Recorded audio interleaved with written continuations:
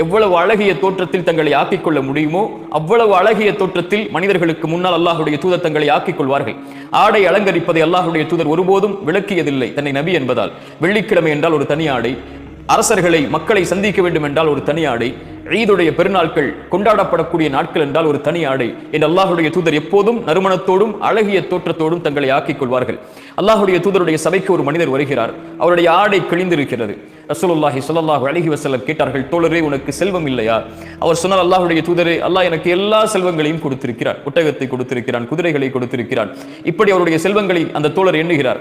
அல்லாஹுடைய தூதர் ஸல்லல்லாஹு அலைஹி வஸல்லம் சொன்னார்கள், தோழரே, அல்லாஹ் உனக்கு செல்வத்தை கொடுத்திருந்தால் அவனுடைய அருளை உங்களுடைய தோற்றம் வாயிலாக நீங்கள் வெளிப்படுத்த வேண்டாமா? சுப்ஹானல்லாஹ். அல்லாஹ் உங்களுக்கு ஒரு அருட்கொடையை கொடுத்திருந்தால் செல்வத்தில், ஆடையில், அல்லாஹ் உங்களுக்கு இந்த உலக விஷயத்தில் பயன்படுத்தக்கூடிய விஷயங்களில் அதை வெளிப்படுத்துங்கள் கண்ணியத்தோடு தோழரே என்று அல்லாஹுடைய தூதர் ஸல்லல்லாஹு அலைஹி வஸல்லம் சொன்னார்கள்.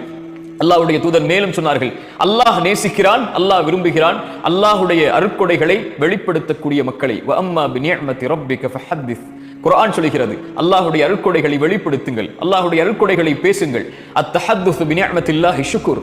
அல்லாஹ்வுடைய அருட்கொடைகளை பேசுவது நன்றி என்று அல்லாஹ்வுடைய தூதர் ஸல்லல்லாஹு அலைஹி வஸல்லம் அவர்கள் சொன்னார்கள். தங்களுடைய ஆடைகளை அலங்கரிப்பது ஹலால், அல்லாஹ் அனுமதித்த ஒன்று. அல்லாஹ் அனுமதித்த அலங்காரங்களை மனிதர்கள் மீது யாரால் தடை செய்ய முடியும்?